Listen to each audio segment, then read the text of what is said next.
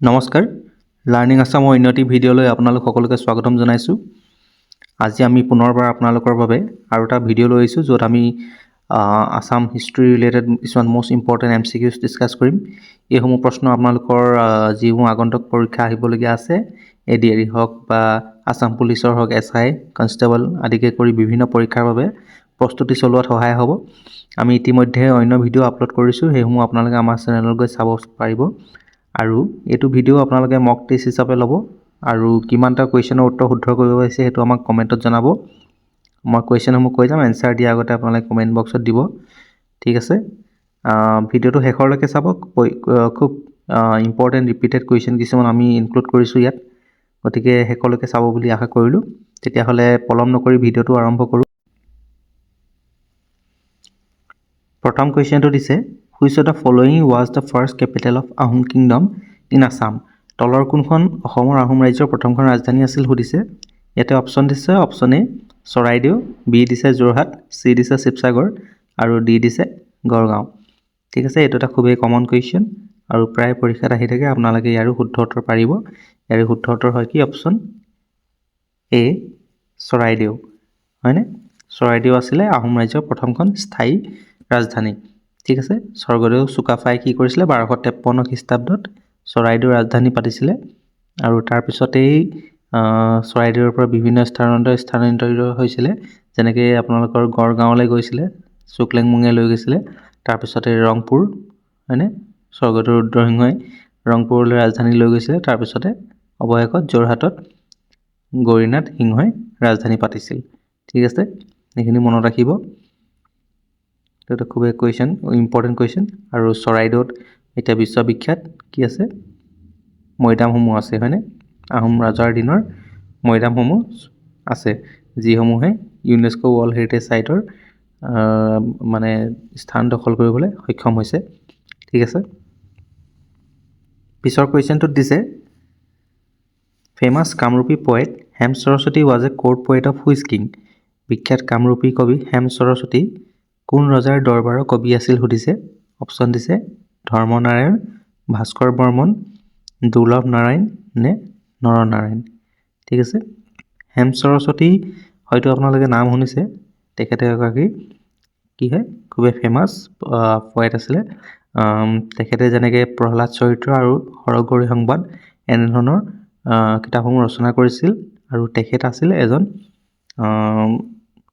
ৰাজদৰবাৰৰ কবি আৰু সেই ৰজাজন আছিলে অপশ্যন চি দুৰ্লভ নাৰায়ণ। ঠিক আছে, দুৰ্লভ নাৰায়ণ ৰজাৰ, তেখেত কমতাপুৰৰ ৰজা আছিল আৰু তেখেতৰ ৰাজদৰবাৰৰ এজন কবি আছিল হেম সৰস্বতী। ঠিক আছে, মনত ৰাখিব। পিছৰ কুৱেশ্যনটো চাওঁ। ইয়াত কৈছে নাৰায়ণী কইন্স ৱেৰ। নাৰায়ণী মুদ্ৰাসমূহ আছিল। অপশ্যন এ দিছে কোচ কইন্স, অপশ্যন বি দিছে আহোম কইন্স, অপশ্যন চি দিছে কছাৰী কইন্স, অপশ্যন ডি দিছে জয়ন্তীয়া কইন্স। ঠিক আছে, নাৰায়ণী হয়তো আপোনালোকে নামটোৰ পৰাই অনুমান কৰিব পাৰিছে। কোচ ৰজা নৰনাৰায়ণৰ দিনত প্ৰচলন কৰাৰ বাবে এই মুদ্ৰাসমূহক কি বুলি কোৱা হয়? নাৰায়ণী মুদ্ৰা কোৱা হয়। ইয়াৰে গতিকে শুদ্ধ উত্তৰ হ'ব অপশ্যন এ কোচ কইন্স, হয়নে? কোচ ৰজা নৰনাৰায়ণৰ দিনত 1555 খ্ৰীষ্টাব্দ মানত এই মুদ্ৰাসমূহৰ প্ৰচলন কৰা হৈছিল। ঠিক আছে, এইটো মনত ৰাখিব। পিছৰ কুৱেশ্যনটোত দিছে দ্য চাকা এৰা ৱাজ এডপ্টেড বাই। শক যুগ কোনে গ্ৰহণ কৰিছিলে কৈছে। অপশ্যন দিছে এ দিছে চুকাফা, অপশ্যন বি দিছে চুডাংফা, অপশ্যন চি দিছে চুহুংমুং, অপশ্যন ডি দিছে চুলিগোভা। ঠিক আছে, শক যুগ আপোনালোকে হয়তো নাম হৈছে শকেৰা। এইটো কি হয়? ইয়াৰ শুদ্ধ উত্তৰ অপশ্যন চি চুহুংমুং। ঠিক আছে, আহোম ৰজা চুহুংমুঙে কি কৰিছিলে? শক যুগটো গ্ৰহণ কৰিছিলে, হয়নে? তেখেতে প্ৰথমজন ৰজা আছিলে যিয়ে স্বৰ্গনাৰায়ণ উপাধিও লৈছিলে। তেখেতক দিহিঙীয়া ৰজা বুলিও জনা যায়। ঠিক আছে, আৰু শক যুগটো কোনে আৰম্ভ কৰিছিলে? কুষাণ বংশ নাম শুনিছে আপোনালোকে। সেই কুষাণ বংশৰ ৰজা আছিল কনিষ্ক। কনিষ্কই কি কৰিছিল? শক যুগটো আৰম্ভ কৰিছিল। প্ৰায় 78 AD সময়ত এই যুগটো আৰম্ভ হৈছিল, হয়নে? আৰু চুহুংমুঙে এই সহযোগটো গ্ৰহণ কৰিছিল ঠিক আছে মনত ৰাখিব পিছৰ কুৱেশ্যনটোত চাওঁ ইয়াত কৈছে which king of the Kamata kingdom took the title Kamateshwar for the first time কমতা ৰাজ্যৰ কোনজন ৰজাই প্ৰথমবাৰৰ বাবে কমতেশ্বৰ উপাধি গ্ৰহণ কৰিছিল সুধিছে অপচন এ দিছে সিন্ধু অপচন বি দিছে অৰিমত্ত অপচন সি দিছে মৃগাংক আৰু অপচন ডি দিছে সন্ধ্যা ৰজা ঠিক আছে ইয়াতে শুদ্ধ উত্তৰ হ'ব অপচন ডি সন্ধ্যা ৰজাই কি কৰিছিলে পোন প্ৰথমবাৰৰ বাবে কমতেশ্বৰ উপাধি লৈছিলে সন্ধ্যা ৰজাই কি কৰিছিলে সন্ধ্যা ৰজাই নিজৰ ৰাজ্যৰ যিখন ৰাজধানী কমতাপুৰলৈ স্থানান্তৰিত কৰিছিলে ঠিক আছে আৰু তাৰ পিছতে তেখেতে কি কৰিছিলে কমতেশ্বৰ উপাধি লৈছিলে ঠিক আছে কমতেশ্বৰ মানে lord of the Kamata kingdom ঠিক আছে মনত ৰাখিব Question number 6 টোত কৈছে Ahom royal burial system was known as Ahom ৰাজকীয় সমাধি ব্যৱস্থা কি নামেৰে জনাজাত আছিল সুধিছে অপচন এ দিছে সমাধি অপচন বি দিছে সাৱধান অপচন সি দিছে মৈদাম আৰু অপচন ডি দিছে পট্টাডাকাল ঠিক আছে ইয়াৰে শুদ্ধ উত্তৰ আপোনালোকে গম পায় যিসমূহ মানে সমাধিস্থল আছিল আহোম ৰজাসকলৰ তেওঁলোক সেইখিনি কি বুলি জনা গৈছিলে সেইসকলক মৈদাম বুলি জনা গৈছিলে ঠিক আছে অলপ আগতে কৈছিলোঁ চৰাইদেউত এইসমূহ মৈদাম আছে বিশেষকৈ আৰু এই মৈদামসমূহে কি কৈছে ইউনেস্কো ৱৰ্ল্ড হেৰিটেজ সাইটত স্থান পাইছে ঠিক আছে গতিকে এইটো এটা খুবেই ইম্পৰ্টেণ্ট কুৱেশ্যন হয় ঠিক আছে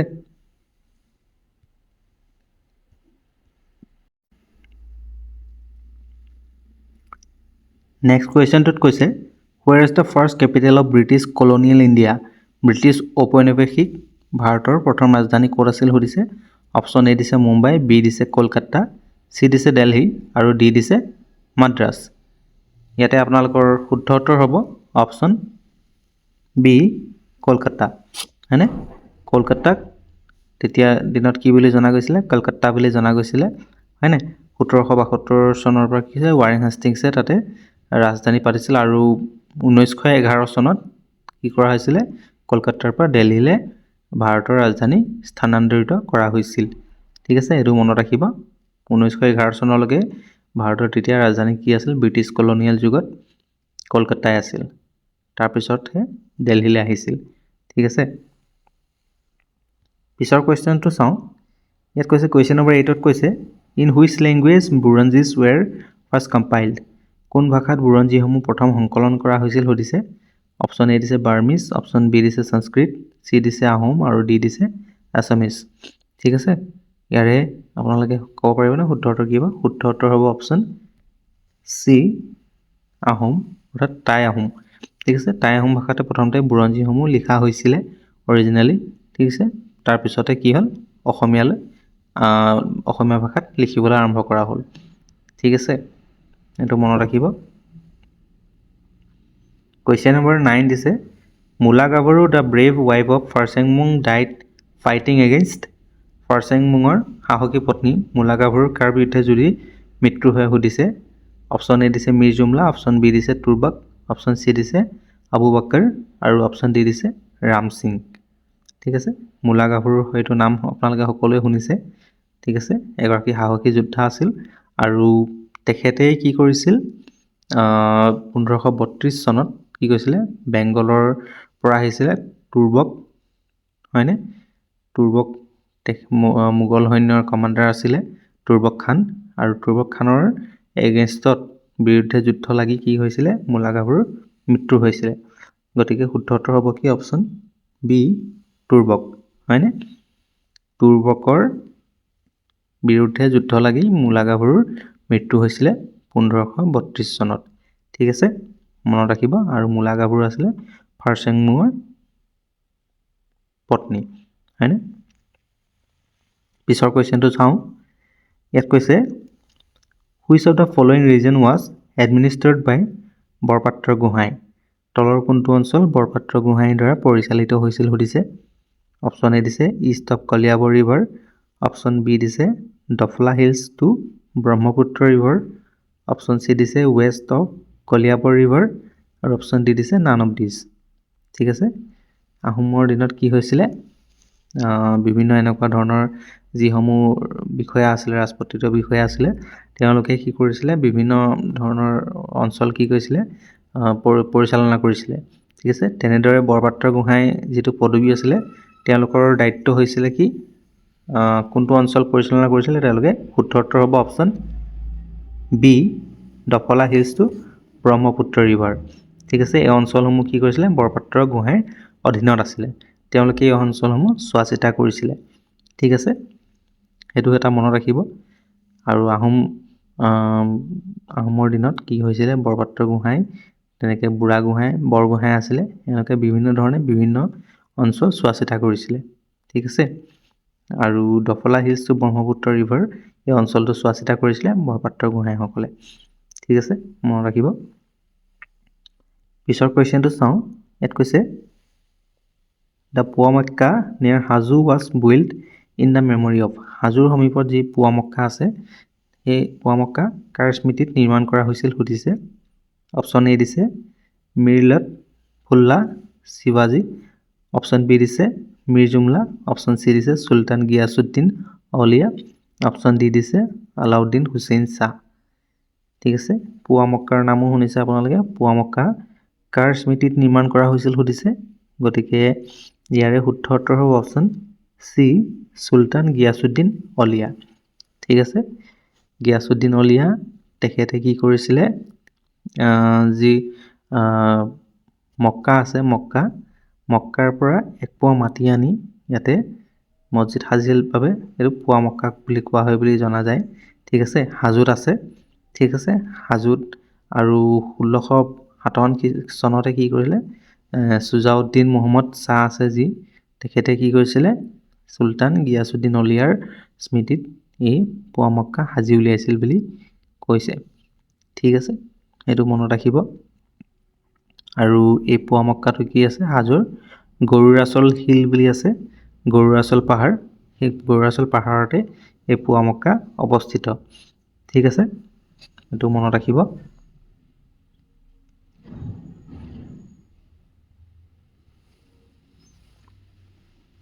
পিছৰ কুৱেশ্যনটোত দিছে Ahom military commander was known as.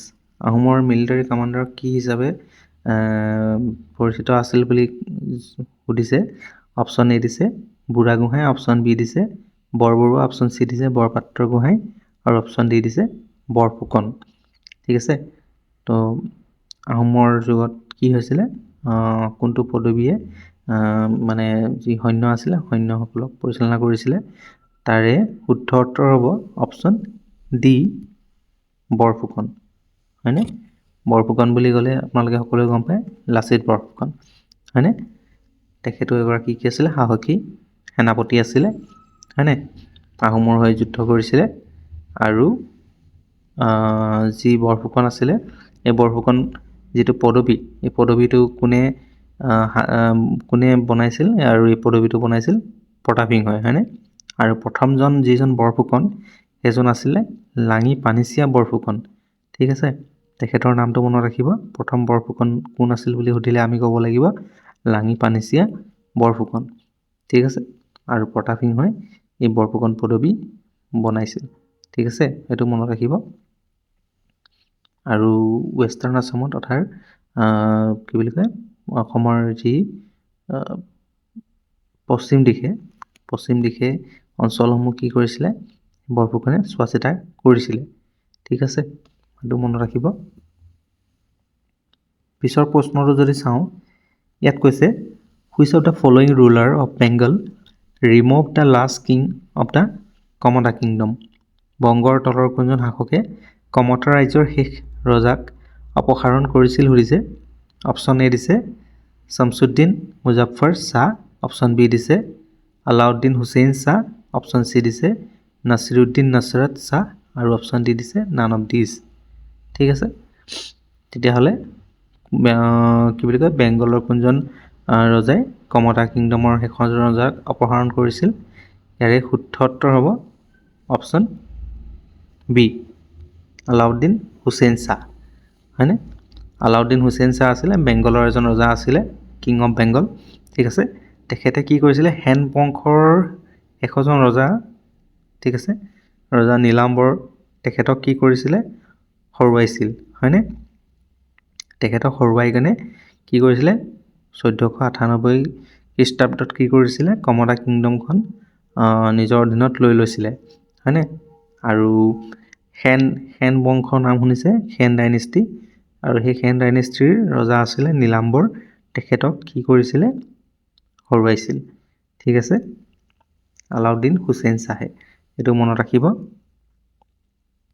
পিছৰ প্ৰশ্নটোত দিছে what was the shape of Ahom coins আহোমৰ মুদ্ৰাৰ আকৃতি কেনে আছিল এইটো এটা খুবেই গুৰুত্বপূৰ্ণ প্ৰশ্ন প্ৰায় পৰীক্ষাত আহে আগতেও আহিছে বহুতবাৰ ঠিক আছে ইয়াতে অপশ্যন দিছে হেক্সাগনেল অপশ্যন বি দিছে স্কোয়াৰ অপশ্যন সি দিছে অক্টাগনেল আৰু অপশ্যন ডি দিছে ননাগনেল ঠিক আছে হেক্সাগনেল মানে গম পাইছে আপোনালোকে 6টা দিশ থাকে 6টা সাইড থাকে আৰু অক্টাগনেল মানে 8টা ননাগনেল মানে 9টা হয়নে আৰু আহোমৰ মুদ্ৰাসমূহৰ আকৃতি কেনেকৈ আছিল বুলি সুধিলে মানে অপশ্যন হ'ব অপশ্যন সি অক্টাগনেল হয়নে অক্টাগনেল মানে কি 8টা সাইড থাকে হয় 8টা সাইড থাকিছিলে সেইবাবে অক্টাগনেল বুলি জনা যায় এইটো খুব এটা গুৰুত্বপূৰ্ণ প্ৰশ্ন আপোনালোকে মনত ৰাখিব পিছৰ প্ৰশ্নটোত চাওঁ ইয়াত কৈছে the last battle in the year 1682 which ended the long drawn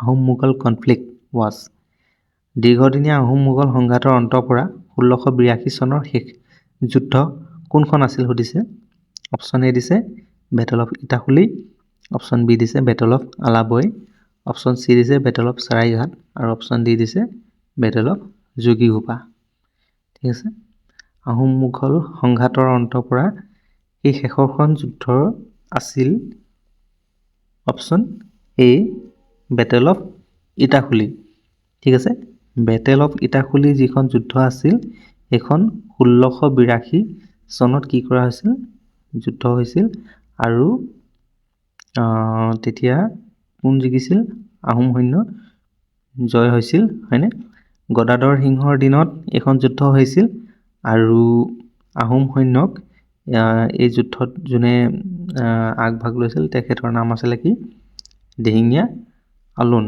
Borbarua হয়নে আলোন বৰবৰুৱাই কি কৰিছিলে এই যুদ্ধত লিড লৈছিলে আৰু মোগলৰ হৈ মনসুৰ আলীয়ে লাগিছিলে মনসুৰ আলী তেখেতক পৰাস্ত কৰিছিলে আৰু মোগল সৈন্যক খেদি পঠিয়াইছিলে ঠিক আছে মানস নদীৰ সিপাৰলৈ খেদি পঠিয়াইছিলে ঠিক আছে আৰু এইখন যুদ্ধতে কি হৈছিলে আহোম সৈন্যৰ জয় হৈছিলে ঠিক আছে বেটেল অফ ইটাখুলি মনত ৰাখিব 1682 চনত হৈছিলে ঠিক আছে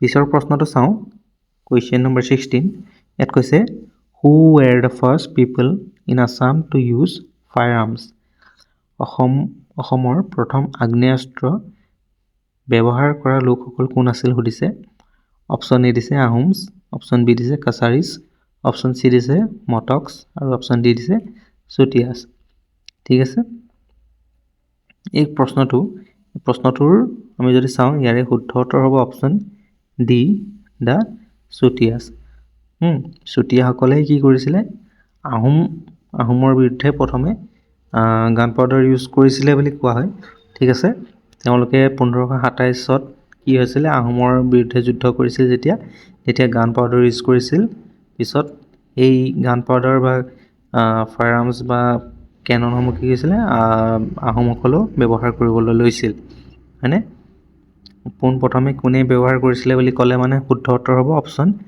ডি দ্য চুতীয়াছ হয়নে চুতীয়াসকলে প্ৰথমে ব্যৱহাৰ কৰিছিল ঠিক আছে পিছৰ প্ৰশ্নটো দিছে question number 17 the ruins of the Parbatia temple is dedicated to which god or goddess the Parbatia মন্দিৰৰ ধ্বংসাৱশেষ কোন দেৱ বা দেৱীক উৎসৰ্গা কৰা হৈছে সুধিছে ইয়াতে অপশ্যন দিছে option A Vishnu option B Shiva option C দিছে দুৰ্গা অপশ্যন ডি দিছে পশুপতি ঠিক আছে, দ পৰ্বতীয়া এই জেগাডোখৰ আছে তেজপুৰত আছে, হয়। ইয়াতে 6th century AD-ৰ কিছুমান মানে কি হয় ৰিমেইনছ পোৱা যায়, ধ্বংসাৱশেষ পোৱা যায়। আৰু তাতে যি মন্দিৰ আছে সেই মন্দিৰ কাক উচৰ্গা কৰা হৈছে? মন্দিৰ উচৰ্গা কৰা হৈছে অপশ্যন বি শিৱা, হয়। শিৱক, ভগৱান শিৱক উচৰ্গা কৰা হৈছে, ঠিক আছে। এইটো মানে ইয়াতে কিছুমান কি হয় গুপ্তা পিৰিয়ডৰ কিছুমান আৰ্ট আছে, কিছুমান ড'ৰ ফ্ৰেম আছে, এটা ড'ৰ ফ্ৰেম আছে যিটো ড'ৰ ফ্ৰেমত কি হৈছে ভগৱান শিৱৰ কিছুমান প্ৰতিমূৰ্তি আঁকা আছে, মানে এইটো তেজপুৰত আছে বুলি কোৱা হৈছে, ঠিক আছে, মনত ৰাখিব। পিছৰ প্ৰশ্নটোত দিছে the royal symbol of the ancient Kings of Kamrupa was, কামৰূপৰ প্ৰাচীন ৰজাসকলৰ ৰাজ প্ৰতীক কি আছিল সুধিছে, ঠিক আছে। ইয়াতে অপশ্যন দিছে লায়ন, টাইগাৰ, এলিফেণ্ট নে ডিয়াৰ। ইয়াতে শুদ্ধ উত্তৰ হ'ব অপশ্যন চি এলিফেণ্ট, হাতী, হয়নে। হাতী বহুত হাতীৰ চিম্বলটো কি হয় বহুত কিছুমান চিল বা চিম্বলত ইউজ কৰা হৈছে, আৰু বৰ্মন বংশটো কি কৰিছিলে হাতী ব্যৱহাৰ কৰা হৈছিল, ঠিক আছে। প্ৰাচীন কামৰূপত কি হৈছিলে মানে ৰজাসকলে কি কৰিছিলে ৰয়েল চিম্বল হিচাপে হাতীৰ চিম্বলটো ব্যৱহাৰ কৰিছিল, ঠিক আছে, এইটো মনত ৰাখিব। পিছৰ প্ৰশ্নটো চাওঁ। কুৱেশ্যন নম্বৰ 19টোত কৈছে Charaideo was made the capital of Ahoms by Sukaphaa in the year, চৰাইদেউক কোন বছৰত চুকাফাই আহোমৰ ৰাজধানী কৰি লৈছিল।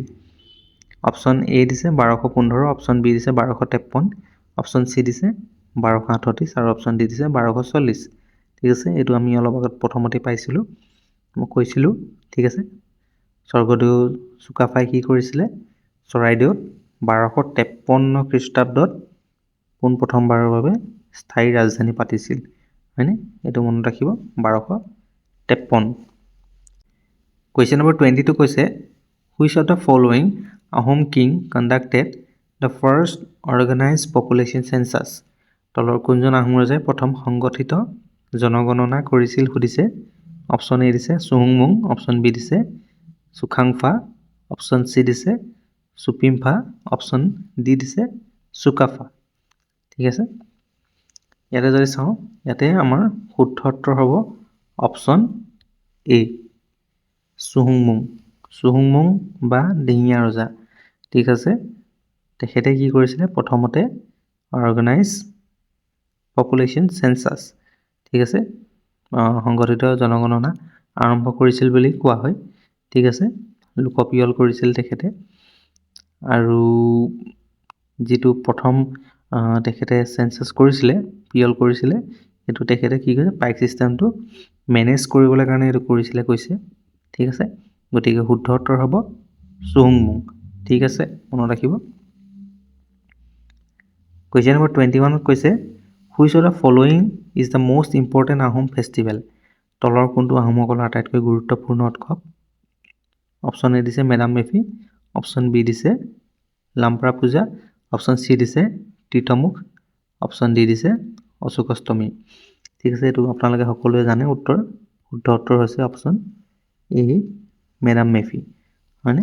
মেডাম মেফি আহোমসকলৰ এটা খুবেই গুৰুত্বপূৰ্ণ ফেষ্টিভেল হয়, উৎসৱ হয়। প্ৰতি বছৰে 31 জানুৱাৰীৰ দিনা মেডাম মেফি পালন কৰা হয়, ঠিক আছে, এইটো মনত ৰাখিব। তাত কি হয় আহোমসকলৰ যিসকল পূৰ্বপুৰুষ আছে পূৰ্বপুৰুষসকলক কি হয় পূজা কৰা হয়, তেওঁলোকৰ বাবে কিছু মানে দান কৰা হয়, হয়নে, ৱৰ্শ্বিপ কৰা হয়, ঠিক আছে, মনত ৰাখিব। পিছৰ কুৱেশ্যনটোত দিছে question number 22 Ibn Battuta the celebrated traveller visited Assam in, বিখ্যাত ভ্ৰমণকাৰী ইবন বটুতাই অসম কেতিয়া ভ্ৰমণ কৰিছিল সুধিছে। অপশ্যন দিছে 14th century, বি দিছে 15th century, চি দিছে 10th century আৰু ডি দিছে 13th century, মানে ইবন বটুতা এখেতৰ নামটো হয়তো আপোনালোকে শুনিছে, এখেত এজন কি আছিলে মৰক্কন ট্ৰেভেলাৰ, ঠিক আছিলে তেখেতে মৰক্কৰ পৰা আহিছিল আৰু 1345 বা 1346 খ্ৰীষ্টাব্দত কি হৈছে তেখেতে অসমৰ ভ্ৰমণ কৰিছিল ঠিক আছে তেখেতে কোনটো তেতিয়াহ'লে শুদ্ধ উত্তৰ হ'ব অপশ্যন এ 14th চেঞ্চুৰীত কি কৰিছিলে অসম ভ্ৰমণ কৰিছিলে তেখেতৰ এখন ফেমাছ বুক আছে সেইখনৰ নাম হৈছে ৰিহলা RIHLA ৰিহলা দ্য জাৰ্ণি হয়নে মনত ৰাখিব তেখেত এজন মৰক্কন ট্ৰেভেলাৰ আছিলে ঠিক আছে আৰু 14th চেঞ্চুৰীত তেখেতে অসম ভ্ৰমণ কৰিছিলে ঠিক আছে কুৱেশ্যন নম্বৰ 23 টো চাওঁ ইয়াত কৈছে the first Ahom monarch to assume the Hindu title Swarganarayan was Swarganarayan উপাধি গ্ৰহণ কৰা প্ৰথমজন আহোম ৰজা কোন আছিল অপশ্যন এ দিছে জয়ধ্বজ সিংহ অপশ্যন বি দিছে শিৱসিংহ অপশ্যন চি দিছে চুহুংমুং অপশ্যন ডি দিছে প্ৰতাপ সিংহ ঠিক আছে এইটো হয়তো মই প্ৰথম কুৱেশ্যনটোতে উত্তৰটো দিছিলোঁ ইয়াৰে শুদ্ধ উত্তৰ হয় অপশ্যন চি চুহুংমুং হয়নে চুহুংমুং যাক আমি দিহিঙীয়া ৰজা বুলি জানো তেখেতে কি কৈছিলে প্ৰথম হিন্দু উপাধি গ্ৰহণ কৰিছিল স্বৰ্গনাৰায়ণ ঠিক আছে তেখেতে হিন্দু টাইটেল গ্ৰহণ কৰিছিল হয়নে প্ৰথমজন আহোম আছিলে চুহুংমুং ঠিক আছে এইটো মনত ৰাখিব পিছৰ প্ৰশ্নটো চাওঁ ইয়াত কৈছে Assam rifle was earlier known as Assam ৰাইফলছক আগতে কি নামেৰে জনা গৈছিল অপশ্যন এ দিছে কাছাৰ লেভি অপশ্যন বি দিছে আছাম ৰেজিমেণ্ট অপশ্যন চি দিছে ফ্ৰণ্টিয়াৰ ফ'ৰ্চ আৰু অপশ্যন ডি দিছে ইষ্টাৰ্ণ আৰ্মি এই প্ৰশ্নটো আগতে বহুবাৰ আহিছে ঠিক আছে এইটো খুবেই গুৰুত্বপূৰ্ণ প্ৰশ্ন আছাম ৰাইফলছক আগতে কি নামেৰে জনা গৈছিল বুলি ক'লে শুদ্ধ উত্তৰ হ'ব অপশ্যন এ কাছাৰ লেভি এইটো হৈছে আছাম ৰাইফলছটো হৈছে এটা মানে অল্ডেষ্ট পেৰামিলিটাৰী ফ'ৰ্চ হয় ইণ্ডিয়াৰ আৰু 1835 চনতে এই আছাম ৰাইফলছ সংগঠিত কৰা হৈছিলে এইটো মনত ৰাখিব আগতে কি নামেৰে জনা গৈছিলে আগতে কাছাৰ লেভি নামেৰে জনা গৈছিলে ঠিক আছে